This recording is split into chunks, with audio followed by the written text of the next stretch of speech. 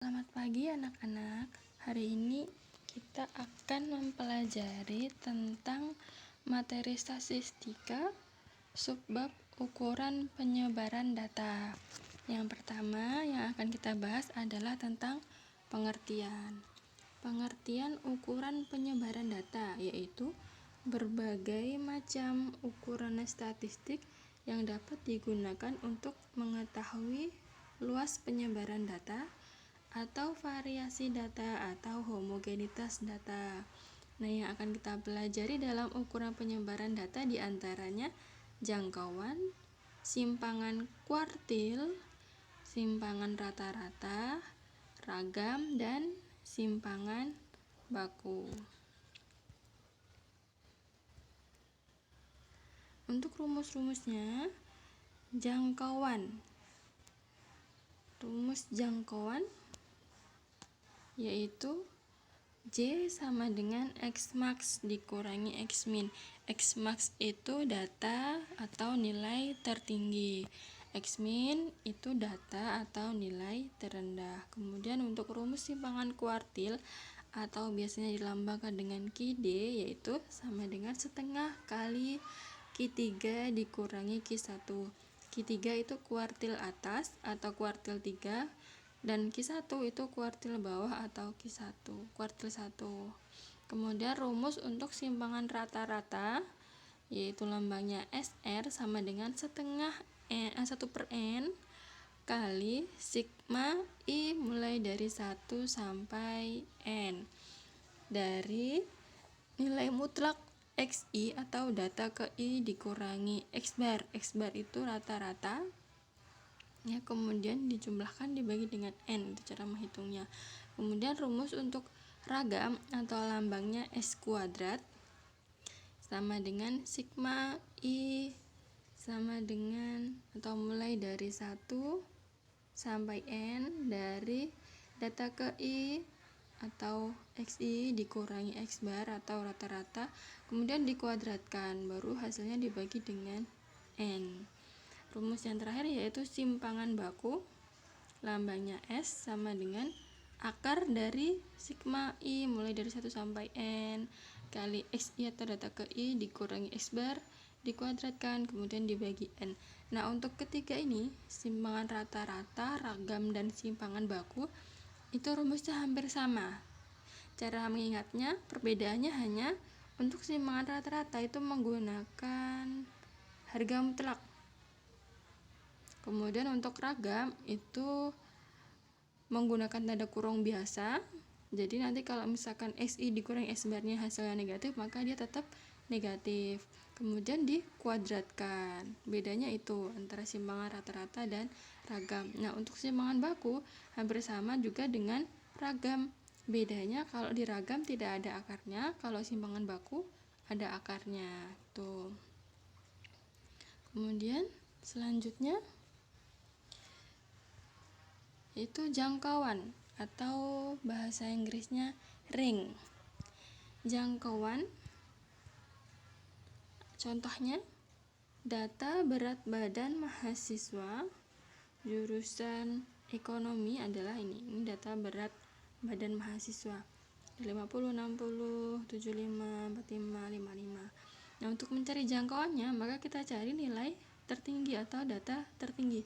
Dari data ini kita lihat data yang paling tinggi adalah 85. Kemudian nilai terendah atau data terendahnya adalah 45. Jadi R atau ring atau jangkauannya adalah 85 dikurangi 45 hasilnya 40.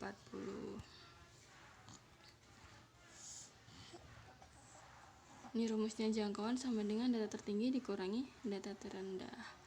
Nah, kesimpulannya dari soal ring tadi, dengan demikian semakin kecil jarak penyebaran data dari nilai terendah sampai nilai tertinggi, maka semakin homogen distribusi nilai tersebut. Dan sebaliknya, misalkan gini, dari suatu kelas berat badan mahasiswanya itu seperti ini tadi. Nah, ternyata ringnya 40. Ini kalau ini semakin tinggi, misalkan 50 atau 60, maka artinya dalam kelas itu berat badan siswanya itu tidak homogen atau heterogen. Artinya ada yang kurus, ada yang gemuk, ada yang paling kurus, ada yang paling gemuk. Jadi tidak seimbang itu maksudnya, atau tidak rata atau tidak homogen. Nah, kalau ini datanya R-nya semakin kecil, misalkan 10 atau 20, artinya dari kelas tersebut yang diukur berat badannya tadi, berat badannya hampir sama. Jadi di kelas itu tidak ada yang paling menonjol paling kurus atau paling gemuk. Jadi berat badannya homogen, itu maksudnya. Kemudian berikutnya yaitu tentang ragam atau varian. Contohnya, ragam dari data 8, 8, 6, 6, 8, dan 12 adalah, ini contoh soal ya. Maka pembahasannya kita cari dulu X-barnya atau rata-ratanya. Rata-ratanya kita hitung dulu jumlah dari data ini dibagi dengan banyak data, 1, 2, 3, 4, 5, 6. Jadi kita jumlahkan, hasilnya 48 per 6 sama dengan 8. Itu untuk nilai X-bar. Kemudian baru kita cari ragamnya atau X kuadrat. Tadi rumusnya ini, sigma I sama dengan, atau mulai dari 1 sampai N, dari data ke I dikurangi X-bar dikuadratkan dibagi N. Nah, dari data ini kan ada data yang kembar atau data yang angkanya sama, 8 dan 6. 8-nya ini ada 3, 1, 2, 3. 6-nya ada 2.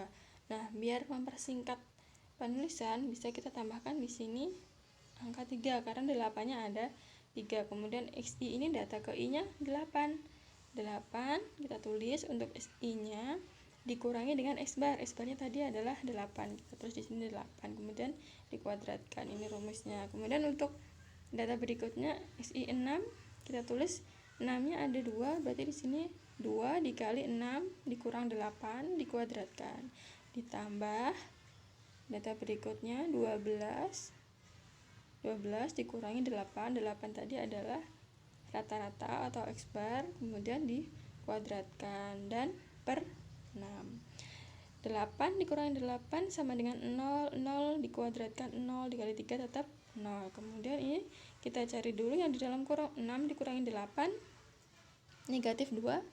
Negatif 2 dikuadratkan, hasilnya 4. Jadi 2 kali 4 ditambah lagi dengan 12 dikurangi 8 sama dengan 4. 4 dikuadratkan, hasilnya 16. Kemudian per 6. Kita hitung 2 kali 4 8 ditambah 16, hasilnya 24 per 6 sama dengan 4. Jadi ragamnya adalah 4. Tuh, untuk dari soal tersebut. Kemudian yang berikutnya adalah tentang simpangan baku. Simpangan baku, contohnya, tentukan simpangan baku dari data 2, 8, 10, 4, dan 6. Untuk pembahasannya caranya hampir sama. Kita cari dulu X-barnya atau rata-ratanya. Kita jumlahkan datanya, 2 tambah 8 tambah 10 tambah 4 tambah 6. Kita bagi dengan banyak data, yaitu 5. Hasilnya 30 per 5 sama dengan 6. Baru kita masukkan ke rumus simpangan baku. Hampir sama seperti rumus ragam tadi. Bedanya di sini ada akarnya. Jadi setelah kita kurangkan, kita kuadratkan, kita bagi, itu harus kita cari nilai akarnya. Ini kita hitung dulu ya. 2 itu dari sini, data ke I-nya 2 dikurangi dengan 6 dari sini rata-ratanya. Kemudian dikuadratkan, ditambah dengan 8 dikurang 6 dikuadratkan, ditambah 10 dikurang 6 dikuadratkan lagi, ditambah 4 dikurang 6 dikuadratkan, ditambah, harusnya ditambah 6 dikurang 6 dikuadratkan. 6 kurang 6 kan 0, jadi tidak usah ditulis, tidak apa-apa. Dibagi dengan N-nya, N-nya ada 5. Kemudian kita hitung hasilnya akar 40 per 5. 40 per 5 kan sama dengan 8. Nah, akar 8 bisa kita sederhanakan jadi akar 4 kali 2. Akar 4 bisa kita cari, hasilnya adalah 2. Jadi hasil akhirnya adalah 2 akar 2. Begitu. Terima kasih.